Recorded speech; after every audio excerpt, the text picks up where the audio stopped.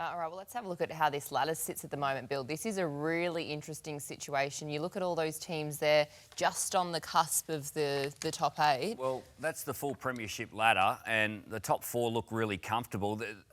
From 5th down to 11th, possibly 12th if the Dolphins can win today, that's where it gets really interesting. And the month of August is going to be a really important month for those teams sitting from 5th to 12th. And there's some teams on the slide. The Rabbitohs have been on the slide. The Sharks are on the slide. And then the teams that are stringing some games together, the Cowboys and the Knights.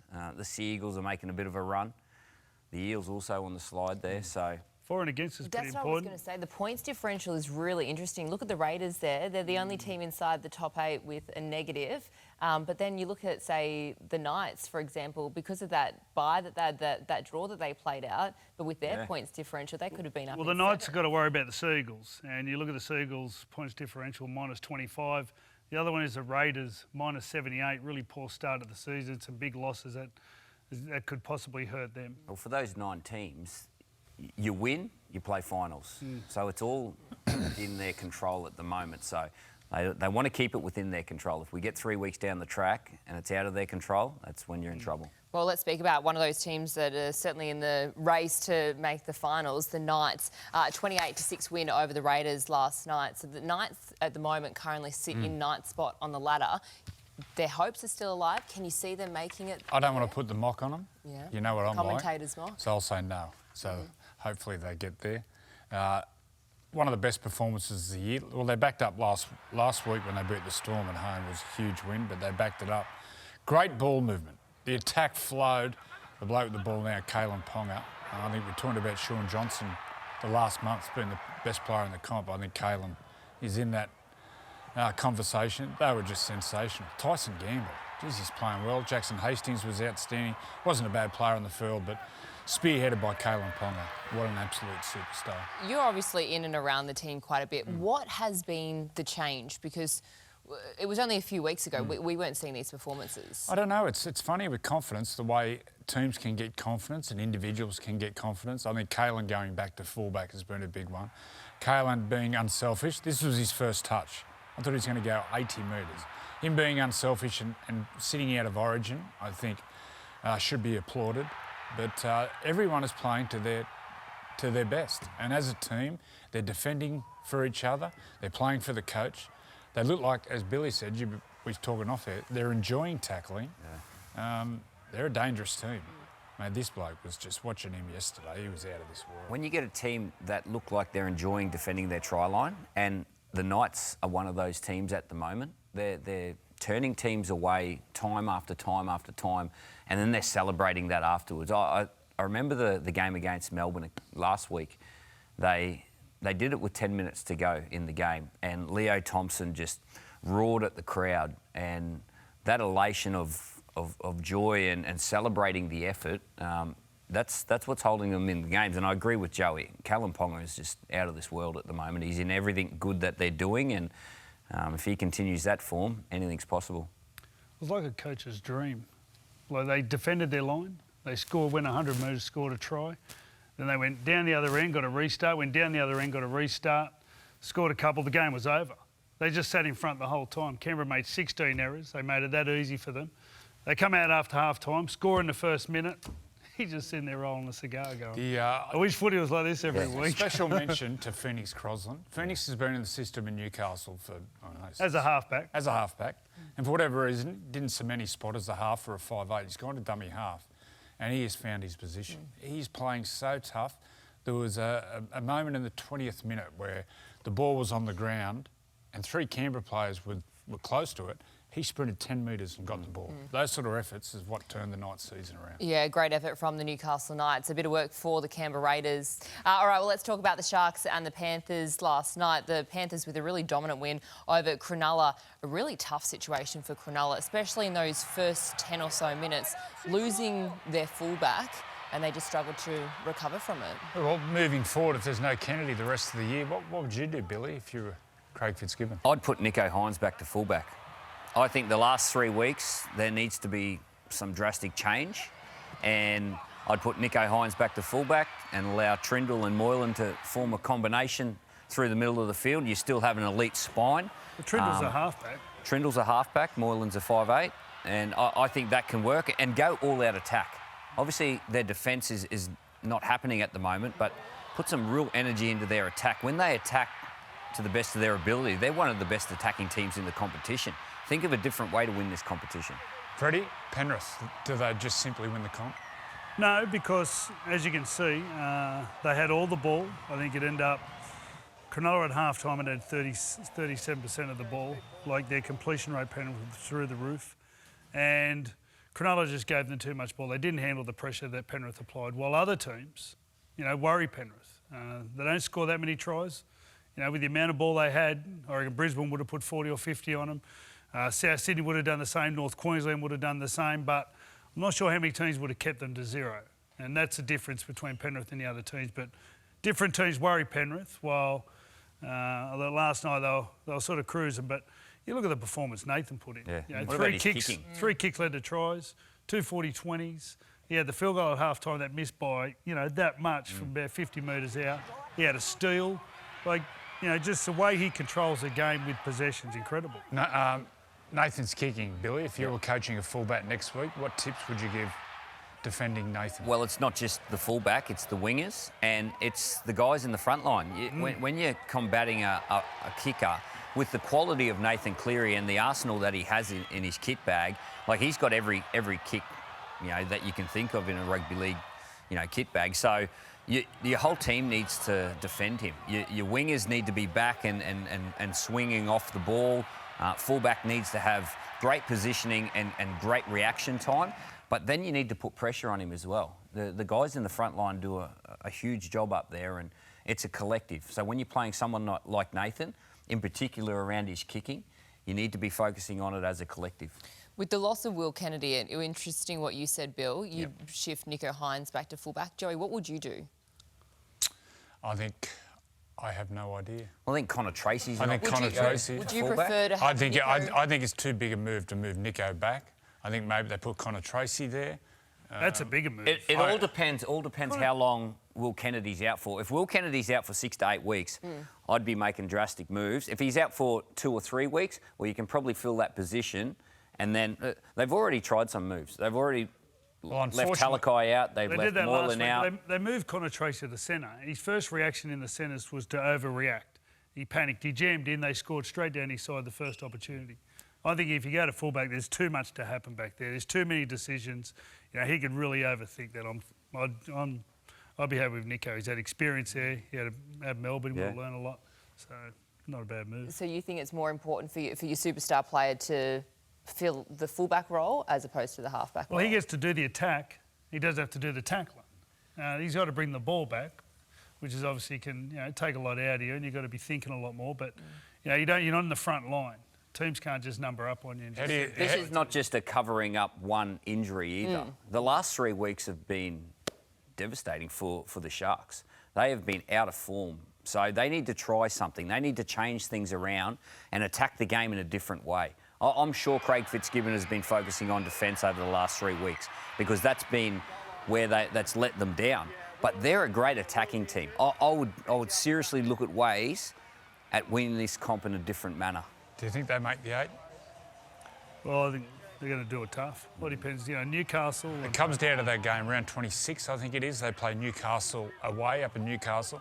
I think that decides Sharks. They're at round 26. I think that decides both teams whether they make the 8 or not. But you think with the injuries and the loss of form, Teague Wilton's been a big, big loss for them on that left edge. Ever since he's gone there defensively, they've been really poor. So they've got the Cowboys away too and South. Cowboys up. So they've got 3 away games. So, tough road ahead. Yep. All right, well, let's move on to the Broncos and their dominant win over the Roosters. 32-10, the final result there. The Broncos certainly enjoying a night to remember at the Gabba. What did you make of this performance from Brisbane? Just too good. Showed their class. They are such a well-balanced team, especially in the key areas. I think Ezra Mam complements Reynolds, and the fullback is one of the best players in the competition. They're a serious threat. And they got the game, they got the attack, which can worry Penrith. Can you see them worrying Penrith? Yep. Yeah, definitely. They're a different side to Penrith. A very different side to Penrith. The only thing that worried me, Payne Haas went off in the 50th minute. The Roosters scored their 2 tries. He come back on the 73rd minute and they didn't score another try. So you rely a lot on one front rower. Would you be playing Payne 80 at club level? Well, close to. I'd just try to find a period there if you could give him a break around. So he did 50 and does it quite easy. He did 60 in Origin. And when I was looking down at front rows, he's still moving better than anyone. So yeah, I think the fact that Jordan Ricky's out at the moment, you get Jordan Ricky back, Carrigan and Pat Carrigan goes back to the middle. You got Flegler that's back. It was his first game for a month. That you get those 3 guys back in the middle of the field, that'll allow Payne to have more time on the sideline and Marty come back. Marty Tapu. And Jordan Ricky is closing in on return soon as well, which will be a huge boost for them. But just onto the Roosters. What have you seen of their season? What have they struggled with the most? Because it's quite un-Rooster-like. They've had injuries to key people, injuries in the halves. Victor's been in and out, but they're down on confidence at the moment. They just can't compete. They can't threaten with the football. They struggle to threaten the defensive line with the football enough, and that's been their problem all year. Their continuity within their key positions, and they haven't got that part of the game right, and that's put them under pressure. And also, too, there was a lot of talk off the footy field when there was all the rugby discussions with Joseph Suaalii. That has to take a toll on a team as well. Well, the whole start of the season was all about the Roosters. You had Brandon Smith going to the Roosters, and then I think he came out one day and said, yeah, we're the favourites and, you know, we should win. And he was very confident like he normally is. And it sort of all backfired. And then obviously a lot of the Joseph talk came out, and there's been a big focus on them, and they haven't handled it. They look like individuals out there. They didn't threaten the Broncos at all. Their only 2 tries came from kicks, and it was, you know, in the 50th minute when the game was over. So, yeah, they didn't threaten at all. So, would you be rushing Sam Walker back in? Well, is he playing on the weekend? He's playing lower grades today. I don't know if he's playing today or played over the weekend. Yeah, I'd be bringing him back in because Sandon's done a job. Sandon's also a young bloke. So, you know, you may as well bring a bloke in who's got more experience, who's a little bit more creative, and just makes them different. The Roosters, when he's there, he's different because he just tries things and he doesn't care what tackle it is. Egan Butcher, he'll be going next week. He had a Category 1 concussion. Oh, Category 2, but failed it. So he failed. Yeah. So he'll have... He's had a bit of history too, Egan. Two other fails, yeah. So that's a big game Thursday night. They got Manly. Yeah, Manly at the SCG. At the SCG, that's a huge game for both clubs. And they got South the last game at Allianz, I'm pretty sure. Yeah. Thursday night footy right here on Channel 9 as well. We'll be looking forward to that one. It is free. It's exclusive. No, is it? No, it's not. Free stuff. All right, stick around because up next we're going to be talking all things the Rabbitohs and the Tigers, as well as the Seagulls, as DCE celebrated game at 300. You're watching Nine's Wide World of Sports. Well, this week's Men's Shake Gutsiest Player of the Week award goes to 300 gamer and all played in the one position at the one club as well, Daly Cherry Evans. Thankfully, it was a win for the Seagulls as he celebrated that impressive milestone in Wollongong. Oh, bit of a falcon there. We'll be talking more about that game very shortly. But let's start off with the Storm and the Eels. Bill, you would have been pretty happy with this result. 46-16 in the end for the Melbourne Storm at Marvel Stadium on Friday night. Had been a little bit inconsistent for the last few weeks for the Storm. What did you make of this performance? Yeah, I think their coach has spoken about the inconsistency that his team's performance this year. Off the back of that loss to the Knights, they came out and they were superb on Friday night. And it was through the middle of the field with this little fella here, Harry Grant. Jerome Hughes was his sidekick, and they just tore the Eels apart. Great effort in their game. They were actually on the back foot in the opening stages of this game. Parramatta played the field position game with that long kicking game of Mitchell Moses, and they hung in there. They were resilient, and then they just picked them apart with their good players. You know, Cameron Munster getting in on the act, but you know, those three amigos, Cameron Munster, Harry Grant, and Jerome Hughes, they just pulled the strings and they didn't leave it to chance. They took the game on. Do you feel like this is now the start of a bit of a role for them? Well, it can be. It can be. They've got Penrith this week. That's going to be a beauty Friday night. Friday night footy. So that's going to be a big game. Both teams in form. So they need to back it up. So I'm not too sure that young Tonamapea had a hamstring issue, so whether he's going to be right. Justin Olam obviously got left out of this one. May not be as bad as what they first thought, so he might be okay, but obviously Justin Olam was left out of this game, so there's a healthy replacement there. Ali Katoa was a great return. He hadn't played much footy in the last 6 weeks. Nelson wasn't in this one, so yeah, they can really go on a run now. When's Nelson back? Had an operation on his fingers. So he had a broken finger, operation. I don't know how long that takes. Big operation on those fingers. Yeah, his fingers are Couple about of hours. this long. Big fingers. They did say it was expected that he might only be 1 or 2 weeks away. Okay, well, that's good signs because he means a lot to Melbourne. And what about Parramatta? Where do we see Parramatta? Obviously, he's got some injuries and suspensions. Dylan Brown back next week. Dylan Brown's back, but still no Sevo. They really missed him. There were some opportunities on that left side. And he converts the half chances. No Regan Campbell-Gillard for another 3 weeks. I think they're in big trouble. Still no Sean Lane. I think he's gone for the year. You just need so much luck this time of year with injuries and your best players on the field. They've got a pretty tough run too, Paris. So I think they might be slipping out. There's their run in.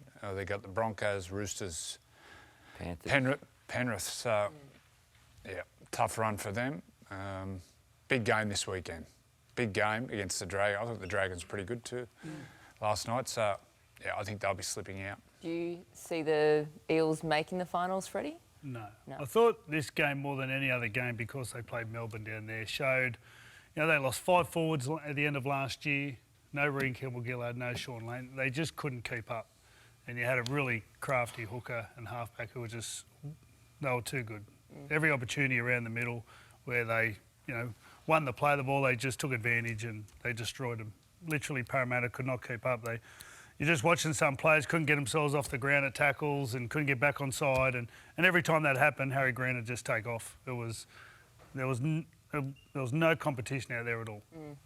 Well, it was a tight one last night at WIN Stadium between the Seagulls and the Dragons. 24-18 the result in the end. A great celebration for DCE as he celebrated game 300. We mentioned before, this was a close game. Yeah, and we'll talk about late what happened with the no try with the bunker, but also Jack de Belin. But it did enough to win Manly. Big game for them on Thursday night versus the Roosters. But yeah, some of their key players were really dangerous. Olakau'atu was strong as always. Cherry Evans. He was very good. In the end, Cherry Evans got him home. But Koa, he was good. When he gets an opportunity, he's so dangerous. Speed of some of them. They've kept themselves alive in this competition, and the pressure that's going to be on their right-hand side, Olakau'atu, Kola, Cherry Evans, that's their strength. That's where their points come from. So over the next month, they're going to have a big month of footy. Do you feel like the Dragons were robbed in this one? We have a look at the hip drop situation where Jack de Belin was sent for 10 minutes. The situation surrounding this, where the game stopped for, what was it, over a minute, 2 minutes or something, and then that's when the bunker got involved, and that's when Jack de Belin was sent for 10. Well, he dropped onto his legs. But do you feel like that the way that it was... I don't care. No, he's now out. The other bloke's got an MCL injury, so he might be out for 6 weeks. And I think, in what they've been, how they've been adjudicating on the hip drop, then that was a hip drop. He dropped, and literally, he didn't miss his legs. He dropped onto his leg, which, is the description of a hip drop. What about the no try? Was it Couchman when he went over? Dan Russell. And they sent it upstairs. And It's just you couldn't see it. I thought you could see the ball going Well, down. I think. They sent it up. I think common sense when you looked at it, like say, showed one thing where it was over the line, and then behind you showed the ball down. But the referee said in the chit chat. He said no try. No, he said, I think the ball's got down. I just got to see if it's over the line or yeah, but before that's the line. when they showed from behind, you could see the ball was down. But the then ball when they showed from the other side, you couldn't. You could see about 3 inches of the ball, and you don't see it when it goes down. But the point of the ball had to go down. You know, under rules, I think I've read this where actually, you don't actually need to see the ball on the ground to say it's a try. That says in the rules.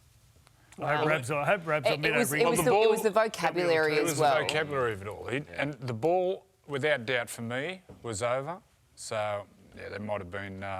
have something to blow up about that. And you can understand why the frustration that the Dragons had, because it was the vocabulary. So when they're listening to what the bunker was saying it does look like they've got the ball down. I think he definitely got the ball down. Do definitely. you think the vocabulary is necessary? The vocab should be, I believe it's a no try. So you In don't my like opinion, the it's a try. explanation. Okay. No. Who should the benefit of the doubt go to, the attacking team or the defensive team? Well, Now you make a decision. So as soon as you say that, the you're benefit persuaded of you the don't doubt need to say goes anything. to the referee's decision. Exactly. So the referee shouldn't say anything. No, The the on-field ben- ref shouldn't say anything to the bunker. The benefit of the doubt should just go to whatever decision. So does that I mean- think take those words out of everyone's dialogue. Get rid of it. Like, you don't need it. Problem solved. Who I think cares? we've just solved the problem. So you don't like Exactly. you don't Say like. I don't know yes or no. So do you Yes not or like no? the bunker explaining? Oh, No. this is what we're going to have. No, Do you, I don't like. I don't like the explanation. No. Really? Well, Do you not I feel like like- it because it's entertaining. Because then we get something to talk about. But I just think they should be going. In my opinion, I don't believe it's a try. So do those words that are spoken make any difference to the game or the result? but I feel like it. No. Do they make any difference to the game or the result? No, we'll get no. rid of them. But I feel like it allows the fans to have an insight into what they're looking No, I at. And then have a debate I about like it. you can hear it. And then puts pressure on the referee. I just think that the on-field referee should not give his opinion to the bunker. If He he's should going say, to I think it's a try. He's sending it upstairs because he doesn't know. Yeah, it's going to the bunker. I don't know. Anyway, I got a All right. headache.